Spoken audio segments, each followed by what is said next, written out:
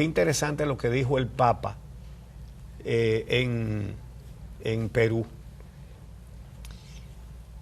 Dijo el Papa que la política de América Latina está muy en crisis por la corrupción. Él está al tanto de lo que está pasando. Dice, ¿qué le pasa a Perú cada vez que sale un presidente? Lo meten preso. Es lo que ha sucedido con Humala. Él mencionó preso a Toledo. Toledo está huyendo en los Estados Unidos. Fujimori estuvo preso, Alan García, que entra y no entra, dice él.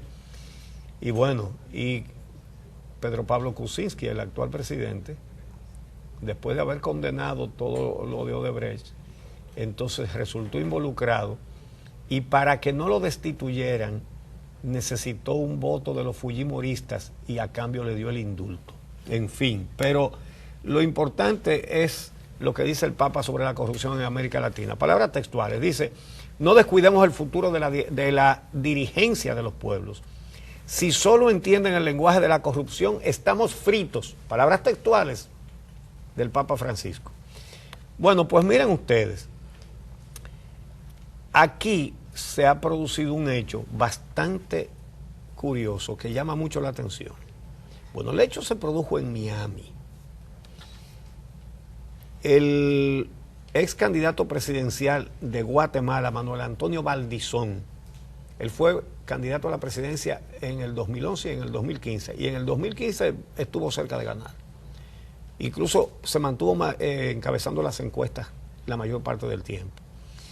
Pues ese señor, Manuel Antonio Valdizón, viajó el sábado a Miami y allí lo atraparon por una alarma que sonó porque tiene una orden internacional de arresto. Ahí lo detuvieron. Está preso, está detenido en Miami por su implicación en el caso de Odebrecht. Se le acusa de haber recibido 3.9 millones de dólares, 3.7. ¿Y desde dónde viajaba el señor Valdizón a Miami? Desde la República Dominicana. ¿Qué hacía Valdizón aquí en la República Dominicana, donde estuvo la sede del Departamento de Sobornos de la Odebrecht? ¿Qué hacía aquí? Obviamente nadie debe estar investigando eso. Pero además intentó entrar de manera irregular al territorio estadounidense saliendo desde aquí. Por lo menos eso dijeron las autoridades de Estados Unidos. Entonces, ¿cómo salió de República Dominicana si no tenía permiso de entrada, si el pasaporte era irregular, si la visa no era adecuada? O sea, ¿cómo se permitió su salida del territorio dominicano si al llegar al aeropuerto de Estados Unidos la detención es porque intentó entrar de manera irregular? Aunque en Estados Unidos no se ha aclarado qué significa eso, son algunas de las preguntas que uno comienza a hacerse, ¿no? Mira, ¿Qué era lo que no tenía? ¿Permiso de entrada? ¿Visa? ¿La visa era irregular? ¿Cuál es el problema? Eso no se ha dicho. Mira lo que publica el Nuevo Herald de Miami. Que Estados Unidos, la Embajada de los Estados Unidos en Guatemala emitió una declaración escrita. Dice que seguirá los protocolos internacionales establecidos para el regreso del señor Valdizón a Guatemala para enfrentar la justicia. Eso dice la Embajada de los Estados Unidos en Guatemala. Lo voy a repetir, que se va a seguir los protocolos internacionales para hacer que el señor Valdizón regrese a Guatemala a enfrentar la justicia, que es por el caso de Odebrecht. Entonces dice textualmente el comunicado de esa embajada: Estados Unidos apoya fuertemente la lucha de Guatemala contra la corrupción y continuará nuestra cooperación con Guatemala para lograr transparencia y buena gobernanza. Eso dice una embajada de los Estados Unidos. Aquí, eso lo debe leer con mucha atención un grupo de gente de aquí. Esa declaración, eso tiene una trascendencia enorme. Que Estados Unidos apoya fuertemente la lucha de Guatemala contra la corrupción y que se va a seguir los protocolos internacionales para que ese señor Valdizón vaya ya a responder por la acusación de haber recibido sobornos de Odebrecht. Entonces,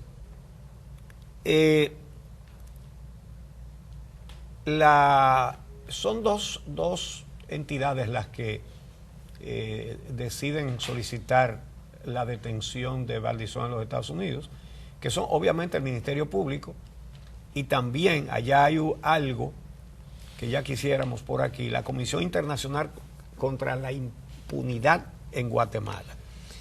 Entonces, este señor, según dijo, porque eso es otra cosa importante, unas declaraciones de la Procuradora General de Guatemala, allá se llama, no me acuerdo cómo es que le dicen a la procuradora en Guatemala, pero es la procuradora. A él se le acusa de asociación ilícita, cohecho pasivo, lavado de dinero en la trama judicial que involucra a la constructora brasileña Odebrecht. Entonces, también emitieron orden de prisión contra el también ex candidato presidencial Alejandro Sinibaldi, quien está prófugo, que era el contrario de Valdizón, ¿verdad? Por el mismo partido que llevó al poder a Otto Pérez y Rosana Valdetti, ambos presos hoy día, el expresidente y la ex vicepresidenta, están presos. Y no cayeron presos después de haber sido presidente y vicepresidente. Estando en la presidencia. Primero la apiaron a la vicepresidenta y la metieron presa, y después apiaron al presidente y lo metieron preso. Y en este caso fue por un caso de corrupción relacionado también con corrupción institucional, tema de aduanas, fue un escándalo grandísimo que hubo en Guatemala. Ahora, Uchi, cuando uno empieza a ver resultados de lo que está pasando con las investigaciones de Odebrecht en otros países, sigue preguntándose acerca del avance de las investigaciones en nuestro país y qué está haciendo la Procuraduría General de la República. Ahora, a principios de febrero, se vence el plazo que tiene el Ministerio Público para presentar la acusación formal y que inicie el juicio de fondo relacionado con los involucrados en el caso de Odebrecht. Son hasta ahora 14 los sometidos a la justicia, 14 imputados. Todos ellos hoy en día están fuera de prisión con medidas de coerción impuestas, hay que decirlo, tienen impedimento de salida, presentación periódica en la mayoría de los casos. Algunos tenían prisión domiciliaria, ya ni eso, porque están, digamos que, con un régimen y una medida de coerción un poco más leve debido a la variación que se produjo en la Suprema Corte de Justicia. Pero son solo estos, los involucrados en el caso de Odebrecht en nuestro país. Ayer precisamente Andrés Bautista recibió las pruebas que había solicitado el Ministerio Público para poder defenderse en este caso. El tribunal acogió su solicitud y el Ministerio Público entregó, se supone que todo aquello que no vaya a hacer daño a la presentación que va a hacer el Ministerio Público en los tribunales, pero se desconoce si se pedirá una extensión del plazo. Hemos visto cómo en Perú, por ejemplo, el Ministerio Público ha ido a Brasil a entrevistar a los involucrados y aquí las diligencias se ven muy pasivas, siendo República Dominicana la tercera nación en términos de cantidad de dinero que recibió sobornos de parte de Odebrecht, y Odebrecht lo admite. Pero además, no solamente hicimos esto, sino que se llega a un acuerdo con la empresa a través del cual se le garantiza a sus ejecutivos que no van a ser sometidos a la justicia. Se llega a un acuerdo económico que contempla como indemnización un monto contrario a lo que establece la ley, y además se le permite a Odebrecht que haga un acuerdo de pago a 8 años cuando la misma empresa está sometiendo al Estado Dominicano, por otro lado, por un contrato que tiene abierto, que es el caso de Punta Catalina, donde está demandando al gobierno por un monto superior al que Odebrecht le va a entregar por la admisión de haberse involucrado en un caso de corrupción. O sea, pongámoslo claro. Ahorita, aquí vamos a tener que pagarle en 2 o 3 días un dinero a Odebrecht que es mucho más que la multa que el Estado Dominicano ha aceptado que le pague a Odebrecht por haberse metido y haber aceptado que está involucrado en el caso de corrupción. Para que establezcamos comparaciones. Miren, la fiscal general, así es que se llama, Telma Aldana, dijo en Guatemala que Valdizón pactó recibir más de $3 millones con la Odebrecht. Y dice, tenemos conocimiento de 3 entregas de $1.2 millones cada una. 3 veces le dieron 1.2, son 3.6. Fíjense el nivel de detalle que tiene la Procuraduría guatemalteca, ¿verdad? Anunció que mañana ofrecerá una rueda de prensa para dar detalles del caso. Pero adelantó que una persona a quien ella calificó como un colaborador eficaz de Brasil, fíjense que están gestionando informaciones en Brasil, dice que un colaborador eficaz en Brasil le informó a la Procuraduría guatemalteca sobre una reunión de Carlos Machado, que era ejecutivo de Odebrecht, con Valdizón y Alejandro Sinibaldi, los dos candidatos contrarios, y Sinibaldi, que fue ministro de Comunicaciones, que es el que está prófugo, donde se acordó el pago del 7.5% de un contrato de 19.7 millones de dólares.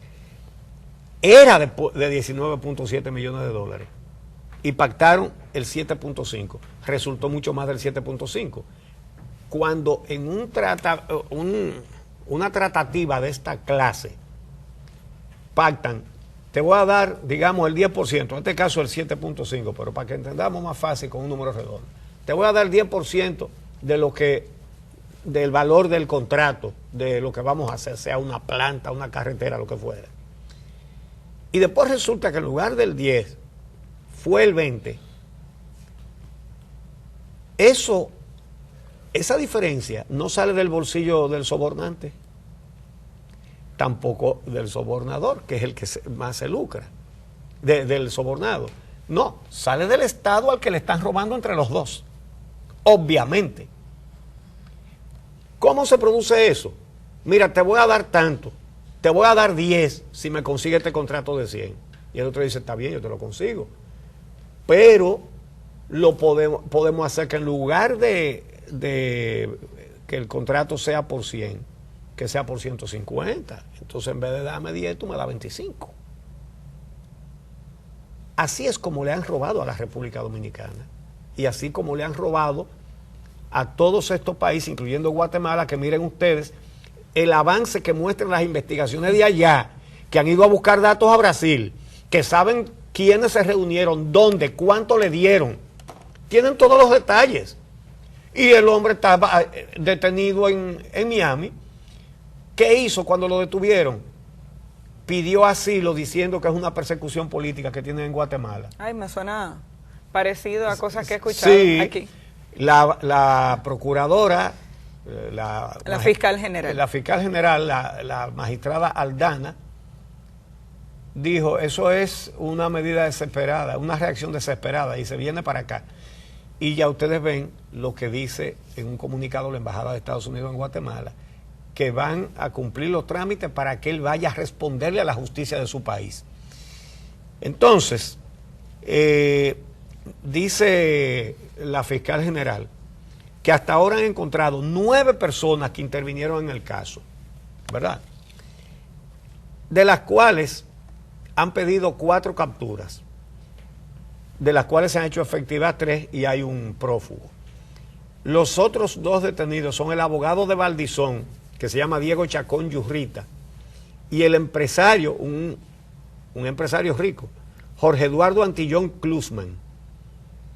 Entonces, también está el empresario, este es un gran empresario de Guatemala, el empresario farmacéutico Carlos Antonio Batres Gil,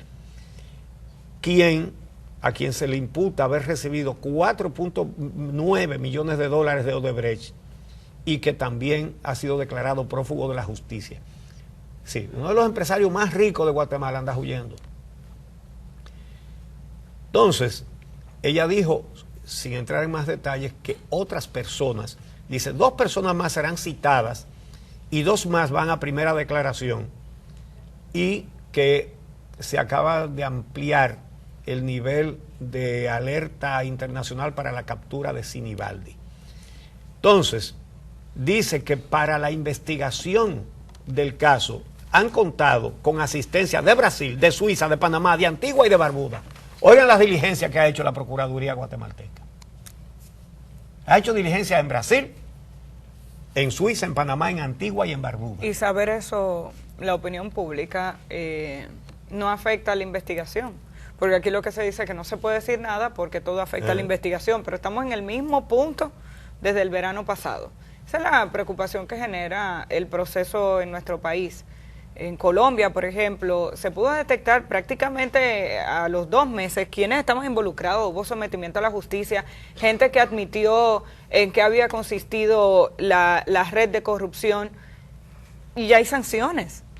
En Colombia, sí, ya hay sanciones. El monto era menor, pero precisamente en República Dominicana debería ser más fácil identificar, son 92 millones de dólares, lo que admitió Odebrecht, que se ha dado como bueno y válido el monto, y aquí no se ha hecho ningún esfuerzo adicional en investigar hasta dónde se llegó en esa red de corrupción. Lo primero es que el tema de la sobrevaluación le han dado muchísimas vueltas. No, aquí es al revés. Aquí el Ministerio Público hizo un acuerdo con la Odebrecht comprometiéndose a no someter a Odebrecht a la justicia. Y ahora es Odebrecht que ha sometido al Estado Dominicano. ¿Por qué? ¿Cómo se atreven a actuar así unos ladrones? Simplemente porque si hablan aquí, el terremoto político va a ser como de 50 grados en la escala Richter. Porque están presos, están agarrados por el hocico, por la Odebrecht. Es por eso. No hay ninguna otra explicación de que un Estado se comprometa con el ladrón a que no lo va a someter y viene el ladrón entonces y somete al Estado. Y ustedes verán los 708 millones de dólares que lo van a dar completico. Y cuando Jiménez Bichara dijo, ni un centavo más a la Odebrecht, aquí lo dijimos, sí, cómo no, vamos a esperar a ver si no se lo van a dar todo. Ya está en el arbitraje. Exactamente. Entonces, por eso necesitamos una justicia independiente.